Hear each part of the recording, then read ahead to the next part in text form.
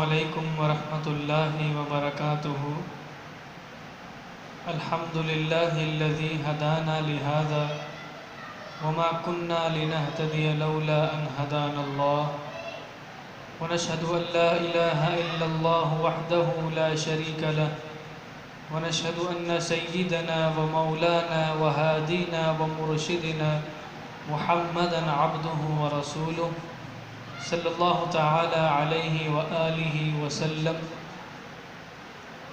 حمد و ثنا اور درود اور سلام کے بعد حسن اخلاق سیریز کے پارٹ 5 میں خوش آمدید۔ آج میں آپ کے سامنے پڑوسیوں کے حقوق کے بارے میں گفتگو کرنے کے لیے حاضر ہوا ہوں، اور ہم سب بحیثیت مسلمان اپنے گریبان میں جھانک کر اس بات کا جائزہ لیں گے، چیک کریں گے کہ ہم پڑوسیوں کے کتنے حق ادا کر رہے ہیں، اور اس میں کہاں کہاں ہم سے کوتاہی اور غلطی ہو رہی ہے۔ اس غلطی کو تلاش کر کے اللہ سے معافی مانگیں گے۔ مسلمان اللہ کے نبی صلی اللہ علیہ وسلم کا نمائندہ ہے، جس نے آپ کی لائی ہوئی تعلیمات پر خود بھی عمل کرنا ہے اور دوسروں کو اس دین اسلام کی تعلیم دینی ہے۔ ان سب کو دین اسلام کے صحیح راستے پر چلانے کی بھرپور کوشش کرنی ہے۔ لیکن آج کے دور میں ہمارے مسلمانوں کا رویہ اس بات کی گواہی دے رہا ہے کہ ہم سب مسلمان ایک دوسرے سے بہت بیزار ہو چکے ہیں۔ اس کی مثال اگر سمجھنی ہو تو کسی محلے کا رخ کر لیا جائے تو وہاں پر پڑوسیوں کا آپس میں رویہ اس بات کی گواہی دے گا کہ ہم مسلمان ایک دوسرے سے کتنا بیزار ہیں۔ بات تو یہاں تک بڑھ جاتی ہے کہ ایک دوسرے کے گھر کے دیوار کے آگے کچرا پھینک کر ایک دوسرے کو اذیت پہنچا کر ہم بڑا خوش ہوتے ہیں۔ اللہ اکبر کبیرہ، جبکہ اللہ کے نبی صلی اللہ علیہ وسلم نے فرمایا کہ ایک مسلمان کامل مسلمان اس وقت تک نہیں ہو سکتا۔ ہم اپنے آپ کو مسلمان کہلاتے ہیں اور اس بات پر بڑا فخر کرتے ہیں کہ ہم دین اسلام پر عمل کرتے ہیں، لیکن ہمارا عمل اس بات کی گواہی دے رہا ہے کہ ہم مسلمان کمزور مسلمان ہیں، نامکمل مسلمان ہیں۔ کامل مسلمان ہونے کی شرط اللہ کے نبی نے بیان فرمائی۔ اللہ کے نبی فرماتے ہیں کہ ایک مسلمان کامل مسلمان اس وقت تک نہیں ہو سکتا جب تک اس کے ہاتھ اور زبان سے دوسرا مسلمان بھائی محفوظ نہ رہے۔ اس حدیث کو سامنے رکھیں اور ہم سب اپنا جائزہ لیں، آج کے دور میں ہمارا رویہ کیا ہے۔ ہمارے محلے میں کوئی نیا بندہ آ جائے، کوئی نیا رہنے والا آ جائے تو ہم کیا کرتے ہیں؟ ہم پوری کوشش کرتے ہیں کہ اس بندے کو اس محلے سے نکال دیں۔ اگر وہ نمازی پرہیزگار ہیں تو آتے جاتے ہم اس پر جملے کستے ہیں، یار دیکھو یہ بڑا نمازی ہے، یہ بڑا روزے دار ہے، یہ بڑا حاجی ہے، یہ ہمارے ساتھ تو بیٹھتا نہیں، بڑا ملا بنا ہوا یہ۔ اس طرح کے الفاظ ہم نیک لوگوں کے بارے میں نکالتے ہیں۔ پھر ہم پر کوئی پریشانی یا مصیبت آئے تو اس کو بھی ہم اپنے پڑوسی کے آنے کا شگون قرار دے کے اس کے اوپر یہ ساری برائی ڈال دیتے ہیں۔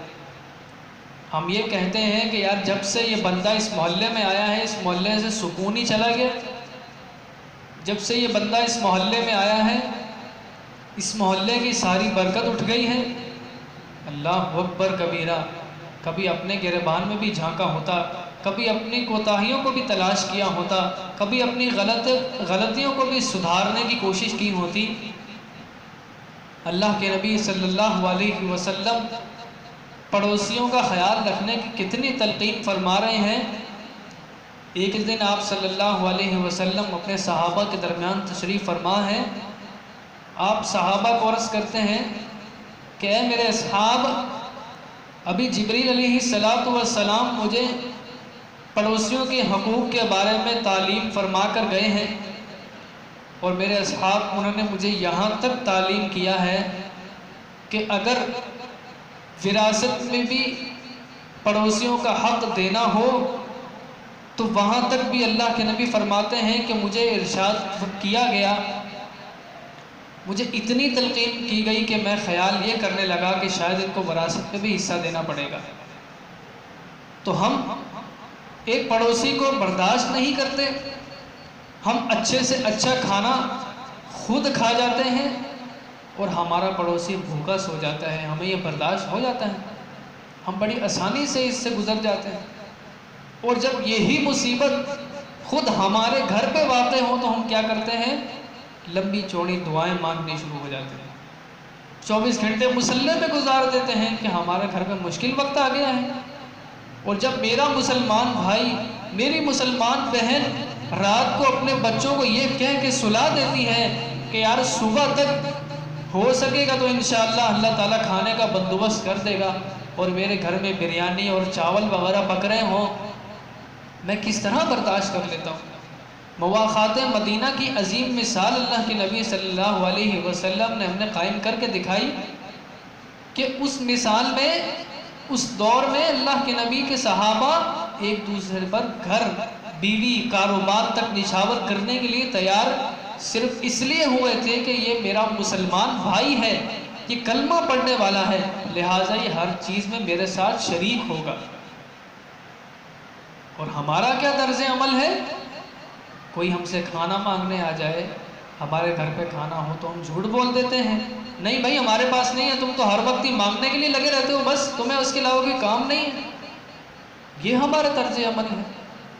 آئیے میں آپ کو قرآن مجید سے آیت کے ذریعے بتاتا ہوں کہ اللہ تعالیٰ نے پڑوسیوں کے کتنے حقوق کے بارے میں ہمیں تعلیم فرمایا ہے۔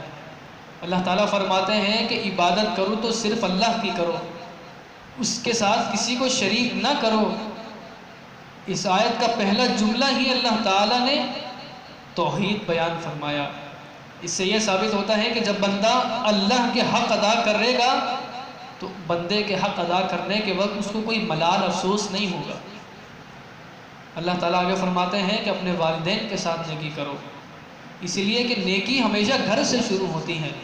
اگر ہم اپنے والدین کے نہ ہو سکے تو ہم پڑوسیوں کے بھی نہیں ہو سکتے۔ اگر ہم اپنے والدین کی خدمت نہ کر سکے تو ہم سے پڑوسیوں کی بھی خدمت نہیں ہو سکتی۔ اسی لیے اللہ تعالیٰ نے سب سے پہلے ان ہستیوں کا ذکر فرمایا کہ جو دنیا میں ہمیں پالتے ہیں، ہمیں بڑا کرتے ہیں۔ اللہ نے فرمایا اگر ان کے ہو جاؤ گے تو دنیا میں کسی کی خدمت کرتے وقت تمہیں یہ خیال دل میں نہیں آئے گا یار یہ تو غیر مسلم ہے، یہ فلاں علاقے کا ہے، یہ فلاں زبان بولنے والا ہے۔ مجھے تو میرے ماں باپ نے اس بات کی ہی تعلیم کی ہے کہ میں ہر بندے کی خدمت کروں۔ اس کا ثواب، اس کا اجر کیا ہے؟ اللہ کے نبی صلی اللہ علیہ وسلم فرماتے ہیں کہ ہر جاندار کا خیال رکھنا یہ صدقے میں آتا ہے، اور دوسرے مقام پہ فرمایا کہ صدقہ بلاؤں کو دور کر دیتا ہے، بلاؤں کو ٹال دیتا ہے۔ تو ہم سب اگر اپنے دل میں یہ عہد کریں کہ آج کے بعد ہم پڑوسیوں کا خیال رکھیں گے تو انشاءاللہ اس کے ثمرات، اس کی نعمتیں بھی ہم پر ہی اتریں گی، ہم خوش ہو جائیں گے، ہمارے ذہن سے ٹینشن اور تناؤ اتر جائے گا، اسی لیے کہ ہم اللہ کی مان کے چلیں گے۔ تو سب کائنات کا اختیار اللہ کے قبضہ کنٹرول میں ہے، اسی لیے جب اللہ کی مانیں گے تو اللہ ساری کائنات ہمارے لیے مسخر فرما دے گا کہ یہ بندہ میری مان کے چلتا ہے، اسی لیے ساری کائنات اس کے لیے مسخر کر دی جائے۔ آخری حدیث سنا کے میں اپنی بات مکمل کرتا ہوں۔ اللہ کے نبی صلی اللہ علیہ وسلم کا ارشاد ہے، آپ فرماتے ہیں کہ جب دو مسلمان آپس میں سلام لیتے ہیں اور جب تک وہ ہاتھ نہیں چھوڑتے اللہ کے دو فرشتے ان دونوں کے لیے دعائے مغفرت کرتے رہتے ہیں۔ اور ایک اور حدیث میں فرمایا کہ ایک مسلمان اپنے مسلمان بھائی کی خیر خواہی میں لگا رہتا ہے تو اللہ تعالیٰ فرشتے سے فرماتے ہیں کہ جو یہ اس کے لیے مانگ رہا ہے، اس کے لیے کر رہا ہے، وہی اس کو دے دو۔ میں نے دعا تو مانگے نہیں، اللہ تعالیٰ نے بن مانگے ہی میری ضرورتوں کا خیال کر دیا۔ تو اس لیے ہم سب کے لیے لازمی اور ضروری ہے کہ ہم مسلمان ہونے کے ناطے اپنے پڑوسی کا خیال رکھیں، اگر ہمارے محلے میں کوئی غیر مسلم بھی آ جائے اس کا بھی خیال رکھیں، اپنے کردار سے اس کو متاثر کریں تاکہ وہ دین اسلام پر عمل کرنے کی کوشش کرے، اس کے دل میں جذبہ پیدا ہو کہ میں نے بھی دین اسلام کو قبول کرنا ہے اور اس پر عمل کرنا ہے۔ دعا ہے کہ اللہ تعالیٰ ہم سب کو جو کچھ سنایا اس پر عمل کی توفیق دے۔ ویڈیو کے آخر میں آپ سے گزارش ہے کہ میرے چینل حافظ نعمان بن عامر کو سبسکرائب کریں، اس کو لائک کریں اور شیئر کریں تاکہ اللہ تعالیٰ آپ کو بھی بے شمار اجر و ثواب سے نوازے۔ السلام علیکم ورحمۃ اللہ تعالیٰ